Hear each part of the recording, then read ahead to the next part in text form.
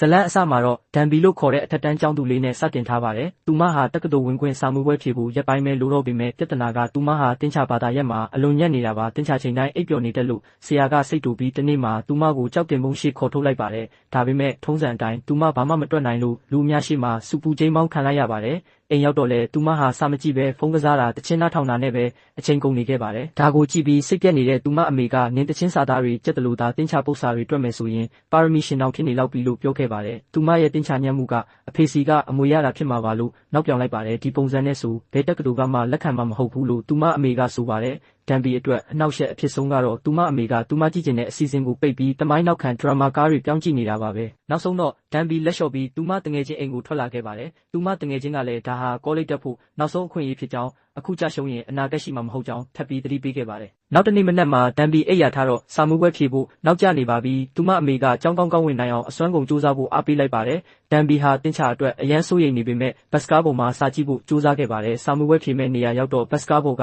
ပြေးဆင်းလိုက်တာထီကိုမေ့ကြံခဲ့ပါတယ်။စာမေးပွဲဖြေမဲ့အဆောက်အုံနားရောက်လာချိန်မှာတော့ကြောက်စိတ်တွေဝင်လာပြီးသူမအဆင်သင့်မဖြစ်သေးဘူးလို့ခံစားလိုက်ရပါတယ်။ကြရှုံးမှာကိုရင်ဆိုင်ရမယ့်အစားထွက်ပြေးဖို့ပဲတွေးနေမိပြီးစိတ်တက်ကြစွာနဲ့မိုးထဲမှာထိုင်နေမိပါတယ်။အဲ့ဒီအချိန်သူမရှိမှမိုးရေကြောင်ဖြစ်နေတဲ့ရေအိုင်လေးတစ်ခုရှိနေပါတယ်။သူမထိုရေအိုင်နာတိုးသွားချိန်မှာထူးဆန်းတာတစ်ခုဖြစ်လာပါတယ်။ထူးဆန်းတဲ့အဝတ်စားတွေဝတ်ထားတဲ့လူတစုကမိုးရွာဖို့ဆူတောင်းနေကြတာကိုတွေ့လိုက်ရပါတယ်။မိုးမရွာတာ3နှစ်ရှိပြီဖြစ်လို့လူတွေမိုးခေါင်ပြီးတေနေကြရတယ်လို့သူတို့ကဆိုပါတယ်။အဲ့ဒီနောက်ဒန်ဘီဟာအဲ့ဒီရေအိုင်ထဲခုန်ချလိုက်တော့ရေနစ်တလို့ခံစားလိုက်ရပေမဲ့တေးမဲ့အစားတခြားကဘာတစ်ခုရဲ့တူညီတဲ့နေရာမှာပြန်ပေါ်လာခဲ့ပါတယ်။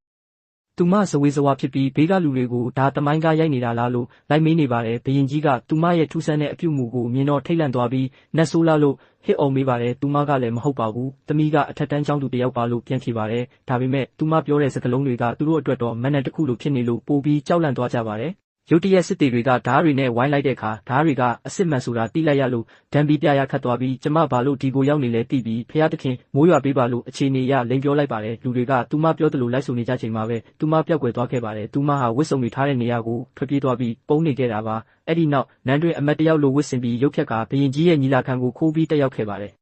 အဲ့ဒီတွေ့ဆုံပွဲမှာဘရင်ကြီးကတိုင်းပြည်ပြဿနာတွေကိုဖြေရှင်းဖို့အယူသီးတာတွေရပ်ပြီးသိပ္ပံနဲ့တင်ချာကိုလေ့လာရမယ်လို့ကြေညာပါတယ်။ဒါပေမဲ့ပညာရှိချုပ်ကဒါဟာအန္တရာယ်ရှိပြီးအတိတ်ပဲမရှိတဲ့အရာဖြစ်ကြောင်းတင်ချာဟာလည်းအယူသီးမှုတစ်မျိုးပဲဖြစ်ပြီးတဘာဝတရားကိုညီမျှခြင်းတွေနဲ့နားလည်ဖို့မဖြစ်နိုင်ကြောင်းကန့်ကွက်ပါတယ်။မိုးခေါင်တာကဘရင်ကြီးကိုကောင်းကင်ကအမျက်ထွက်နေတာဖြစ်လို့မိဖုရားနဲ့အတူဝတ်ပြုပွဲလုပ်ဖို့တောင်းဆိုပါတယ်။ဒန်ဘီကတော့အစည်းအဝေးကနေတိတ်တဆိတ်ထွက်ခွာပြီးသူမဖုန်းကိုလိုက်ရှာပေမဲ့ပြန်ဖမ်းခံရပါတယ်။အဲ့ဒီနောက်ဘရင်ကြီးကသူမကိုမကြိုက်လို့ချက်ချင်းကွမျက်ဖို့အမိန့်ပေးလိုက်ပါတယ်။ဒန်ဘီထိတ်လန့်သွားပြီးခဏလေးပါကျမကအနာဂတ်ကကျောင်းသူတယောက်ပါမတော်တဆရောက်လာတာပါလို့တောင်းပန်ပါတယ်။သူမကတမိုင်းကျောင်းတွေတည်တယ်လို့ပြောပေမဲ့မအောင်မြင်လို့နောက်ဆုံးမှာကျမတင်ချလဲအရန်တော်ပါတယ်လို့ပြောလိုက်ပါတယ်။စိတ်ဝင်စားသွားတဲ့ဘရင်ကြီးကကွမျက်တာကိုရွှေဆိုင်ပြီးတက်တည်ပြဖို့ပြောပါတယ်။သူမကိုတင်ချပု္ပ္ပစာတစ်ခုတွက်ခိုင်းပါတယ်။အစပိုင်းမှာသူမနားမလည်တယ်လို့ဖြစ်သွားပေမဲ့ဒါဟာပိုက်တကိုးရက်တီအိုရန်ဖြစ်ကြောင်းသိသွားချိန်မှာတော့လင်းမြန်စွာတွက်ပြလိုက်ပါတယ်။ဘရင်ကြီးအံ့ဩသွားပြီးသူပညာရှိတွေတောင်3ရက်ကြာအောင်တွေ့ရတဲ့ပု္ပ္ပစာလို့ဆိုပါတယ်။ထိုအချိန်မှစ၍လူတိုင်းကဒန်ဘီကိုကိုဆန်ဆိုတဲ့ပညာရှိတဦးအဖြစ်ဆက်ဆံကြပါတော့တယ်။ဘရင်ကြီးကသူမကိုပြည်သူတွေကိုတင်ချတင်ပေးဖို့တာဝန်ပေးပြီးအောင်မြင်ရင်အိမ်ပြန်ခွင့်ပေးမယ်လို့ကတိပေးပါတယ်။ဒါပေမဲ့ဘရင်ကြီးကိုယ်တိုင်ကပထမဆုံးကျောင်းသားဖြစ်နေပြီးသူကကနန်းတောင်မရေတက်တာကိုသိလိုက်ရလို့ဒန်ဘီအံ့ဩသွားပါတယ်။သူမဟာဘရင်ကြီးကိုအခြေခံကဏ္ဍတွေပေါင်းချင်းနှုတ်ချင်းကနေမြောက်ချင်းအထိစိတ်ရှည်လက်ရှည်တင်ပေးခဲ့ပါတယ်။နောက်ဆုံးမှာတော့တခြားမျိုးကပညာရှင်တဦးနဲ့တိကျပြိုင်ပွဲအတွက်ပြင်ဆင်ကြပါတယ်။ဘရင်ကြီးအမှားတွက်တဲ့အခါစိတ်တူတူနဲ့ခေါင်းကိုပါရိုက်ခဲ့ပါတယ်။စစ်တီတွေကဘရင်ကိုထိတွေ့လို့တတ်ဖို့ပြေးဝင်လာပေမဲ့ဘရင်ကြီးကတားဆီးပြီးရေမောခဲ့ပါတယ်။မိဖုရားလာချိန်တိုင်းမှာသူတို့ဟာတင်ချစာရွက်တွေကိုဝက်ပြီးဂီတလေ့ကျင့်နေတဲ့အောင်ဟန်ဆောင်ကြပါတယ်။တနေ့မှာဘရင်ကြီးကဒန်ဘီပိုက်စာနေတာကိုသတိပြုမိပြီးအတူစားဖို့ဖိတ်ပေမဲ့သူမကအစားအစာတွေကိုမကြိုက်လို့မိဖို့ချောင်ကိုခေါ်သွားပြီးသူမအိတ်ထဲကပါဝင်ပစ္စည်းတွေနဲ့အရသာရှိတဲ့အတင်စားခောက်ဆွဲကိုချက်ကျွေးပါတယ်ဘရင်ကြီးကဆက်ပေမဲ့အရန်ကြိုက်သွားပါတယ်သူမကရေပေးပေမဲ့သူကအဆက်ရတာကိုကြိုက်လို့ညှင်းခဲ့ပါတယ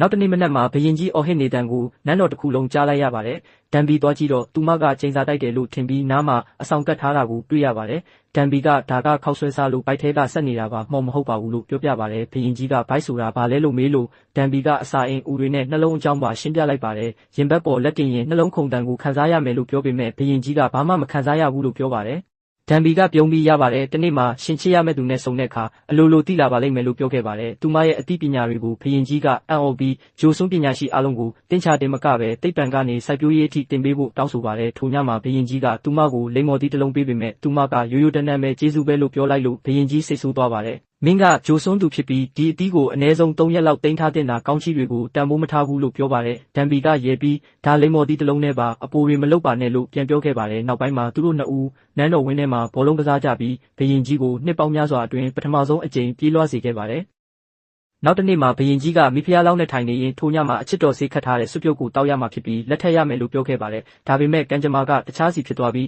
းအဲ့ဒီစွပ်ပြုတ်ကဒန်ဘီလက်ထက်ရောက်သွားကသူမထူးဆန်းတာတွေလုပ်ပြီးနန်းတော်ထဲအိပ်ပျော်သွားခဲ့ပါတယ်။သူမနိုးလာတော့ဘရင်ကြီးကိုတောင်းပန်ပေမဲ့သူကဘာမှမဖြစ်ဘူးမေးလိုက်ပါလို့ပဲပြောခဲ့ပါတယ်။သူတို့အပြင်လမ်းလျှောက်ထွက်ရင်ဘရင်ကြီးကသူမတာဝန်တွေအောင်မြင်ရင်ယာဒူးကြီးကြီးနဲ့မြင်းတကောင်လက်ဆောင်ပေးမယ်လို့ပြောပေမဲ့ဒန်ဘီကကျမဘာမှမလုပ်ချင်ပါဘူးမိုးရွာတာနဲ့အိမ်ပြန်တော့မှာပါလို့ပြောပါတယ်ဒီလိုနဲ့နောက်တစ်နေ့ရောက်တော့ဘရင်ကိုလောင်ပြောင်တယ်လို့ဆွဆွဲခံရပြီးဒန်ဘီအဖမ်းခံရပါတယ်သူမကိုနှိပ်စက်ဖို့ကြိုးတုပ်ထားချိန်မှာဘရင်ကြီးရောက်လာပြီးဒီလူငယ်မှာတန်ဖိုးရှိတဲ့အသိပညာတွေရှိကြောင်းရှင်းပြပါတယ်ပညာရှိတဦးကတော့ကောင်းပြီဒါဆိုရင်ကျွန်တော်ကိုယ်တိုင်စမ်းသပ်မယ်နှစ်ပတ်အတွင်းမိုးမရွာရင်သူ့ကိုကွပ်မျက်မယ်လို့အခွင့်အရေးယူပြောပါတယ်ဒန်ဘီကတော့အရှုံးမပေးဘဲအရာအလုံးကိုတွက်ချက်နေခဲ့ပြီးဂီတပညာရှင်ကသူမကိုမိုးရေတိုင်းကရိယာတိဆောက်ဖို့ကူညီပေးပါတယ်ထိုအချိန်မှာပဲမိုးတွေစတင်ရွာသွန်းလာခဲ့ပါတယ်ဘရင်ကြီးကရုတ်တရက်ဝမ်းသာသွားပေမဲ့မိုးရွာရင်သူမထွက်ခွာသွားမယ်ဆိုတာတတိယသွားလို့သူမရှိရာကိုပြေးသွားချိန်မှာမိုးရေတိုင်းကရိယာရှိငူနေတဲ့ဒန်ဘီကိုတွေ့လိုက်ရပါတယ်ဘရင်ကြီးကစိတ်လှုပ်ရှားစွာနဲ့မင်းအခုချက်ချင်းထွက်ပြေးရမယ်မင်းအတွက်တင်မောတစည်းငါပြင်ထားပေးတယ်လို့ပြောပါတယ်ဒါပေမဲ့ဒန်ဘီကခေါင်းခါပြီးကျမတဘဝလုံးထွက်ပြေးခဲ့တာပါဒီကိုရောက်လာတာလဲကျမကဘာကနေထွက်ပြေးခြင်းလို့ရောက်လာတာပါလို့ပြောခဲ့ပါတယ်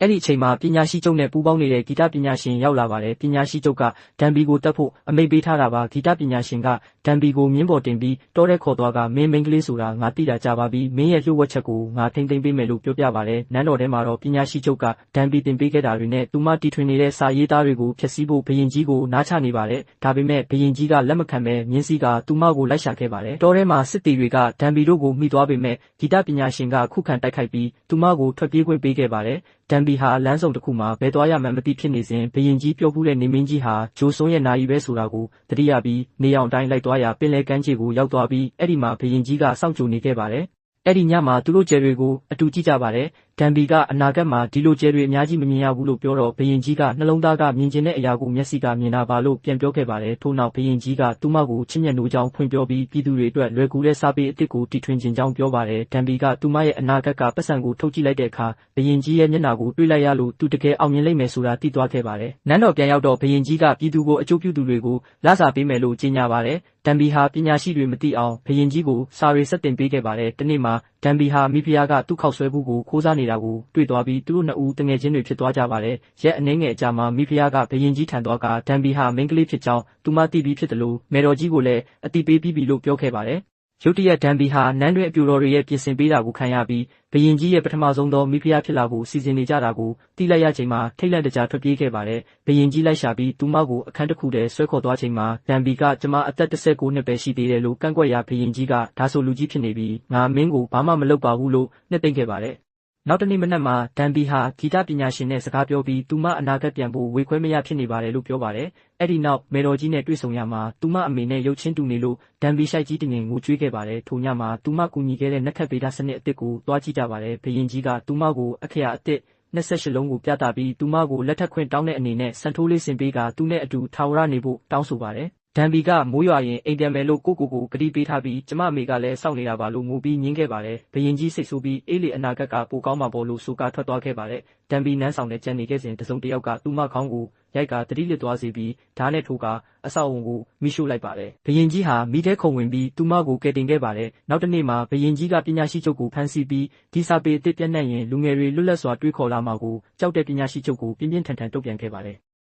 ်မကြမီမိုးတွေစတင်ရွာလာပါတယ်။ဒန်ဘီဟာတငယ်ချင်းတွေကိုနှုတ်ဆက်ပြီးဘရင်ကြီးနဲ့အတူပင်လယ်ကမ်းခြေကိုသွားခဲ့ပါတယ်။သူမတို့နှစ်ဦးစလုံးဟာမခွဲခွာခြင်းပေမဲ့လည်းမတက်တာတဲ့အခြေအနေတွေကြောင့်နောက်ဆုံးမှာတော့မျက်ရည်တွေနဲ့နှုတ်ဆက်ရင်းခွဲခွာရပါတော့မယ်။ဒန်ဘီဟာသူမရောက်လာတဲ့ရေအိုင်လေးထဲပြန်ဆင်းသွားပြီးသူမရဲ့ကဘာကိုပြန်ရောက်သွားခဲ့ပါတယ်။သူမကဘာမှာစက္ကန့်ပိုင်းပဲကြာသေးလို့စာမှုပွဲဖြေဖို့အချိန်မီသွားခဲ့ပါတယ်။စာမှုပွဲပြီးနောက်အိမ်ပြန်ရောက်ချိန်မှာသူမအမေကိုတင်းတင်းကြပ်ကြပ်ဖတ်ထားခဲ့ပါတယ်။အဲ့ဒီနောက်ပိုင်းမှာတော့ဒန်ဘီဟာအရင်နဲ့မတူပဲပတ်ဝန်းကျင်ကလူတွေကိုပိုတန်မိုးထားတက်လာပါတယ်။လအနှဲငယ်ကြာမှကြောင်းပြန်မိုးရွာနေစဉ်တစုံတစ်ယောက်ကသူမကိုထိမိုးပေးလိုက်ပါတယ်။ထိုသူဟာဂျိုစွန်းကဘရင်ကြီးနဲ့ရုပ်ချင်းတူနေပြီးသူကပြုံးကငါတို့လွန်ခဲ့တဲ့အချိန်အတော်ကြာကဘတ်စကားပေါ်မှာစုံဖူးတယ်မင်းထိကြံခဲ့တာလေလို့ပြောလိုက်ပါတယ်။ထိုနေရာမှာတင်ဇလန်လေးပြီးဆုံးသွားခဲ့ပါတော့တယ်